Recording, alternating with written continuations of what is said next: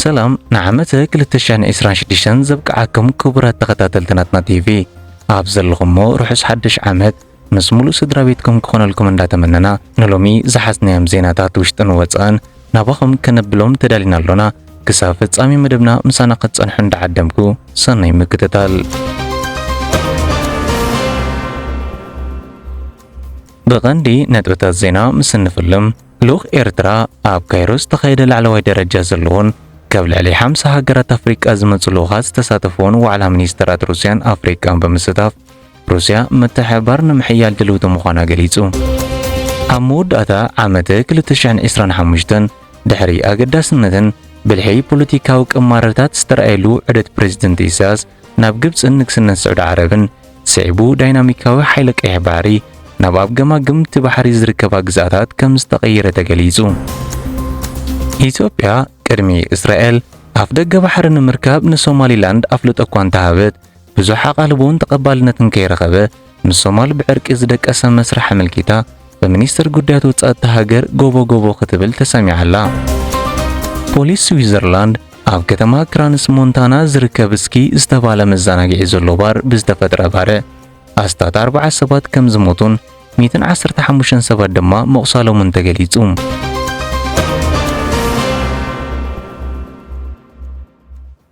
بوليس سويسرلاند أف كتما كرانس مونتانا زركبسكي استفال مزانا جيزولوبار بزدفتر أباره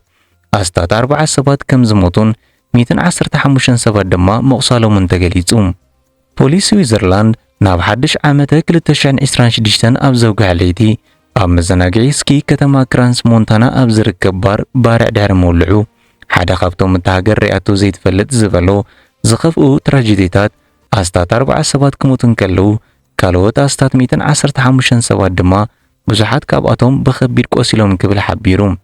نزي غازيت أو مجلس الزعبة كاب جزاتات التهاجر عزازي بوليس فالايس فريدريك جيسلر بهاجراو تفلتنت نايت مزداناقع مغنيات أب قمت بمئتاو زيغتات وصا هاجرات كافتم قدات كخونو تتسويتي قبر قبل أم مجلس يافليتوم جنا منيستر كتبا غاي بارميلين أب كلتشان إسران شديشتن أميو نخل أجزي بريزيدنت كونفدريشن سويسرلاند كخون سلطان زحزلو زلووان نتبارع حدا خافتم هاجرنا زرعيتهم زخفو تراجديتات قبل بمتكاس بدحرزوم أعزا سدرابيتات بچكانه استقارصو مصايታት ዘሎ ማሎ خبل ተሰሚዑ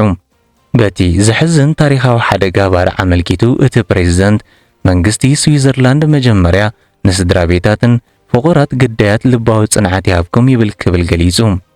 ንሱ በተወሳኺ መንግስቲ ፌደራል መሰበ ስልጣን ግዛታት ሃገሩ በቀረባ በመተሓባር ግዳያት ንምልላይ ነቲ ገበናዊ መርመራ ንምክያድን መስኩሉ ዝድለመያው በቃዓት በጽንዓትን ትጋሃትን ይሰርሓሎ በመባል سويسرلاند أبت مزاناقع بوتا بعالات لدت كحلفو كاوصاي زمصو سباتون حلفنت تسكم كبل جليزوم ات بريزيدنت كم مجلس هاجرو حزن ابيت منغستي فيدرال زركبا بانديراتات نحمشت معالات كوردا مخانه نفليتوم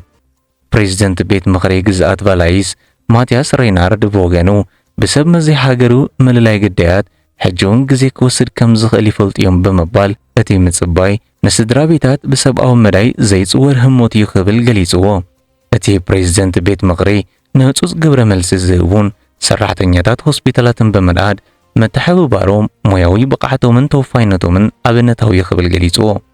بمسرس مزت هاجر كم زبلهو استات 250 غبره ملس زبا 40 كلتن امبولانسن 13 هليكوبتراتن 3 غبره ملس حدغا زبا ناي صنت مكاينن كم استواددان بمغلاص بركز زبلو بتحدغا بارع زغسلو ناف هوسبيتالات سيون سيري مارتيني جنيفا لوزا فريبرغ برنن زوريك نكوسدون كلو حيالو حومات دما ناف فليات احدوتات بحاوز تتاقو تسقاقيروم كبلو حبيروم اتهاجر بزي حدغا مخنيات كوصا هاجرات كم فرنسا جرمن ايطاليان زركبن حيال هاجرات بتحدغا بخبيد استتاقو حمومات ناف هاجرن مئتاو دلوات مخانن بمغلاصن ናይ ሓገዝ ዕድመ ተቐቢላ መለዋ ማዕከናት ዜና ተሃገር ኣፍሊተን ጠንቀ ተባርዕ ብዝምልከት መርመራ ዋና ዓቃቢ ሕጊ ቫላይስ ቢያትሪስ ፒሎድ ኩነታት ናይ ዝባርዕ ንምፍላጥ ዝሕግዝ መምርሒ ተኸፊትሎ በመባል ካብ ዙሪክ ዝመጹ ክኢላታት ፎረንሲክ ትእዛዝ ከም ዝተዋህቦምን ቀዳምነት ዝወሃቦ ግዳያት ምልላይን ሬሳታቶም ብዝተኻለ መጠን ብቕልጡፍ ናብ ስድራ ቤቶም ምርካብ ምዃኑን ገሊጻ። ኢትዮጵያ ቅድሚ እስራኤል ኣፍ ደገ ባሕሪ ንምርካብ ንሶማሊላንድ ኣፍልጦ እኳ እንተሃበት ብዙሕ ኣቓልቦን ተቐባልነትን ከይረኸበ ምስ ሶማል ብዕርቂ ዝደቀሰ መስርሕ ኣመልኪታ በሚኒስትር ጉዳያት ወጻኢታ ሃገር ጎቦ ጎቦ ክትብል ተሰሚዓላ። ሚኒስትር ጉዳያት ወጻኢ ኢትዮጵያ ጊዲዮን ጢሞቴዎስ ሃገሩ ኣፍ ደገ ባሕሪ ንምርካብ እትገብሮ ዝነበረት ጻዕሪ ናብ ዲፕሎማስያዊ ቅቡልነት ዘለዎ መርገጺ ከም ዘሰጋገረትን ኣብዚ እዋን እዚ ዝካየድ ዘሎ ጻዕሪ ብኸመይ ከም ዝትግበር ዘተኮረ ይኽብል ድሕሪ እስራኤልን ሶማሊላንድ ዝሃበቶ ኣፍለጦ መርገጺ እቲ ሃገር ከመይ ከም ዝመስል ከየነፀረ ብዛዕባ ባሕሪ ክዛረብ ተሰሚዑ ኣሎ። እቲ ሚኒስትር ነዚ ዝገለጸ ሻድሻይ ስሩዕ ጉባኤ ባይቶ ወከልቲ ህዝቢ ብሰሉስ 30 ታሕሳስ ናይቲ ሃገር ናይ ባሕሪ ህርፋንን ተዛመድቲ ዲፕሎማስያዊ ንጥፈታት ብዝምልከት ካብ ኣባላት ባይቶ ንዝቐረበሉ ሕቶታት መልሲ ኣብ ዝሃበሉ እዋን እዩ።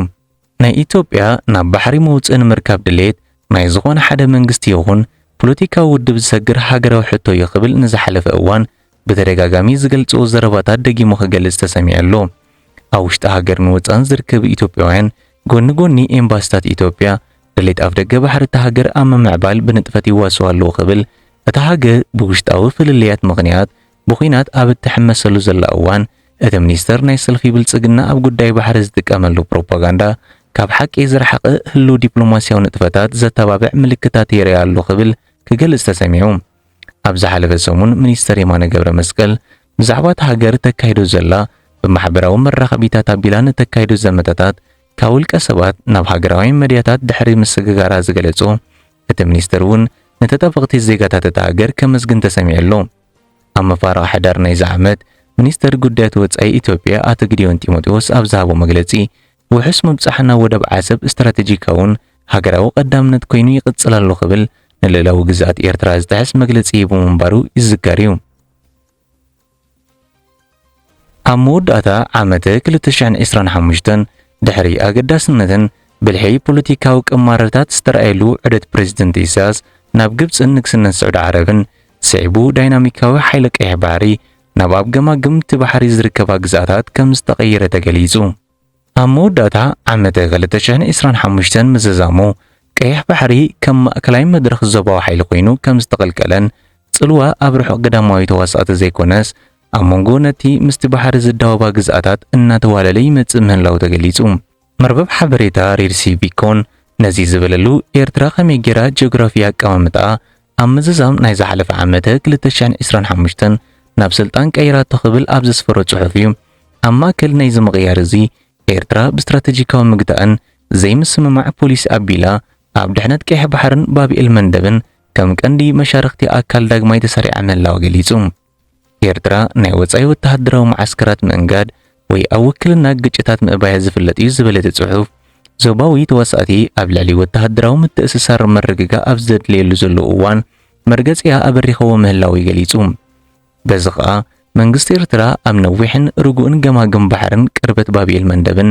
ኣብ ዝቕልቀለሉ ዘለዎ እዋን ብቕማረታት ጸጥታ ቀይሕ ባሕሪ መተካእታት ዘይብሉ መሻርክቲ ገይርዋ ምህላዋ ረድዩ።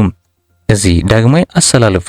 ፕሬዚደንት ኢሳያስ ኣፈወርቂ ኣብ ወርሒ ታሕሳስ 2025 ዝገበረ ዑደት ንግስነት ሳዑዲ ዓረብ ኣብ ጉዳይ ቀርኒ ኣፍሪቃን ቀይሕ ባሕርን ዝዓበየ መሪሕ ተራ ክትጻወት ድሕሪ ዘተሓሳስበሉ ከም ዝመጸ ገሊጹ።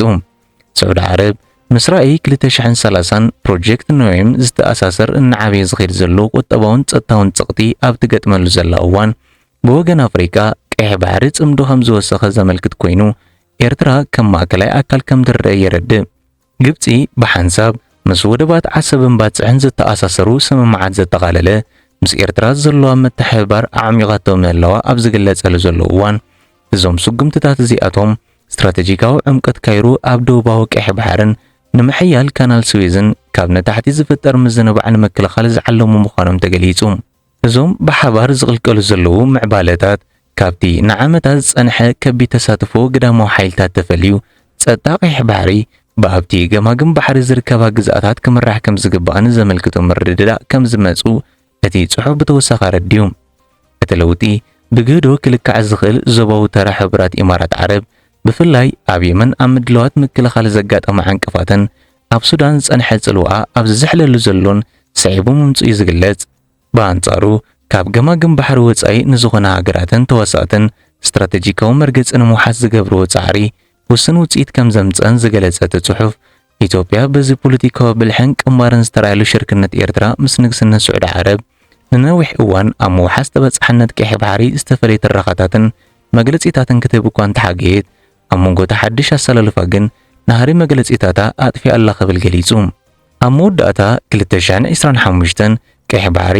ካብቲ ብዙሓት ዝገመቱ ሰፊሕ ዘይምርግጋእ ኤርትራ ብዝወሰደቶ ዲፕሎማስያውን ሽርክነታውን ስጉምትታት ኣርሒቑ ከም ዘሎን ኣብ ክንድኡ ዝያዳ ብጂኦግራፊ ምግታእን ቀጻሊ ጽምዶን ዝግለጽ ንጹር ሚዛን ሓይሊ ቅርጺ ሒዙ ምህላው እቲ ጽሑፍ ኣረድዩ። ኣብ መወዳእታ በዚ ዝምዕብል ዘሎ ሓድሽ ስርዓት ኤርትራ ድሕሪ ደጊም ከም ወሰናስን ተዋሳኢት ዘይኮነት ከም ማእከለይቲ ተሳታፊት ንጸጥታዊ መልክዕ ናይቲ ዞባ ተቐርጽ ኮይና ትርአ ክብል ገሊጹ። ልኡኽ ኤርትራ ኣብ ካይሮ ዝተኻየደ ላዕለዋይ ደረጃ ዘለዎን ካብ ልዕሊ 50 ሃገራት ኣፍሪቃ ዝመጹ ልኡኻት ዝተሳተፍዎን ዋዕላ ሚኒስትራት ሩስያን ኣፍሪቃን ብምስታፍ ሩስያ ምትሕብባር ንምሕያል ድልውቲ ምዃና ገሊጹ። ልኡኽ ኤርትራ ኣብቲ ባቦ እምበር ሚኒስተር ጉዳያት ወጻኢ ግብጺ ዶክተር በድር ዓብደልዓጥን ሚኒስተር ጉዳያት ወጻኢ ፌደሬሽን ሩስያ ሰርጌይ ላቭሮቭ ዝተመርሐ ኣብ ካይሮ ግብጺ ብ1920 ታሕሳስ ዝተኻየደ ካልኣይ ዋዕላ ሚኒስትራት ሩስያን ኣፍሪቃን ሩስያ ምስ ሃገራት ኣፍሪቃ ኣብ ዝተፈላለዩ ዓውድታት ምትሕብባር ንምሕያል ድልውቲ ምዃና ገሊጹ። ኣብ መኽፈተ ናይቲ ዋዕላ ሚኒስተር ጉዳያት ወጻኢ ሩስያ ሰርጌይ ላቭሮቭ ሽርክነት ሩስያን ኣፍሪቃን ኣብ ኩሉ መዳያት ብቐጻሊ ምዕብል ከም ዘሎን ምምሕዳር ሞስኮ ምስ ኣፍሪቃ ብግብራዊ ምትሕብባር ግዙፍ ዓቕሚ ንምኽፋት ቃል ከም ዘለዎ ብምግላጽ መዘወዋር ክልተኣዊ ንግዲ ብኣስታት 13 ሚእታዊት ከም ዝዓበየ እዚ ማለት ናብ ኣስታት 28 ቢልዮን ዶላር ከም ዝበጽሕን ብምጥቃስ እዚ ድማ ዋላ እኳ ሃገራዊ እገዳታት ንቁጠባ ሩስያ ዝጸሉ እንተኾነ ሩይ ናሃሪ ምዃኑ ግን እቲ ሚኒስተር ኣመልኪቱ። ተሳተፍቲ እቲ ዋዕላ ኣብ ምትእትታዋት ቁጠባዊ ምትሕብባር ጥራይ ዘይኮነስ ኣብ ምኽባር ሃገራዊ ልዕላውነት ማዕርነት መሻርክትን ምትእትታዊ ዘይምግባርን ዝተመርኮሰ ራእይ ከም ዘስመሩሉ ተገሊጹ። እቲ ናይ መወዳእታ መግለጺ ኣብ መላእ ኣህጉር ሰላም ጸጥታን ዘላቒ ልምዓት ንምድጋፍ ንግድን ወፍርን ንምድልዳል ሓበራዊ ተወፋይነት ከም ዘለዎ ኣረጋጊጾም ክብሉ ጸብጻባት ማዕከናት ዜና ግብጺ ይርዱ። እዚ ከምዚ ኢሉ እንከሎ ፈጻሚ ጉዳያት ኤምባሲ ሃገር ኤርትራ ኣብ ግብጺ ኣቶ ኣማን ዓብድልዋስዕን ሓላፊ ህዝባዊ ኮማውን ርከባት መሐመድ ኑር ድሪስን ኣብ ካይሮን ዝነብሩ ዜጋታት ኣብ ቆንስላዊ ኣገልግሎት ከምኡውን ኣብ ንጥፈታት መደባትን ሃገራዊ ትካላት ዘተኮረ ሰሚናር ከም ዘካየዱን ብተወሳኺ ውድባዊ ዓቕምን ኣብ ሃገራዊ ጉዳያት ዘሎ ተሳትፎን ክዓቢ ከም ዝጸውዑ ተገሊጹ።